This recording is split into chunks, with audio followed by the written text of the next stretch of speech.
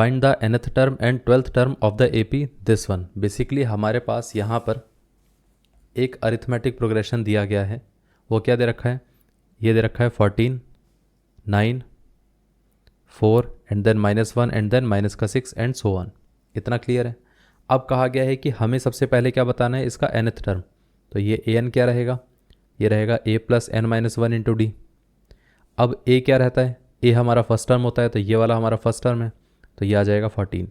d क्या रहता है? कोई से भी दो टर्म्स का डिफरेंस, तो यहाँ पर हम इन दोनों का डिफरेंस ले लेते हैं, तो ये आ जाएगा 9 - 14, क्योंकि लास्ट टर्म में से पहली वाली टर्म को यहाँ पर हम क्या करते हैं? सब्ट्रैक्ट करते हैं। ये पार्ट क्लियर है। तो ये कितना आ जाएगा? 9 - 14 विच इज़ -5। इतना क्लियर है। अब देखिए यहाँ पर a की वैल्यू कितनी आ गई? 14 + n-1 इंटू डी कितना आ गया? -5 एंड दिस वन इज़ 14। अब ये कितना आ जाएगा? -5n और ये माइनस माइनस प्लस हो गया, +5, तो ये आ जाएगा 19 - 5n। ये है an। इतना क्लियर है। ये था। अब देखिए हमें क्या करना है?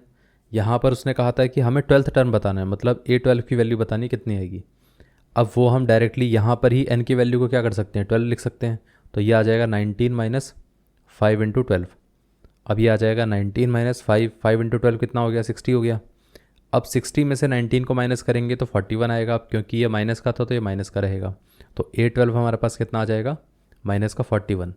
अब हम इसी इक्वेशन से डायरेक्टली निकाल सकते हैं, क्योंकि इस AP के लिए हमने nth टर्म का एक एक्सप्रेशन पहले ही बना लिया है, तो उसी से हम सीधा वैल्यू निकाल सकते हैं।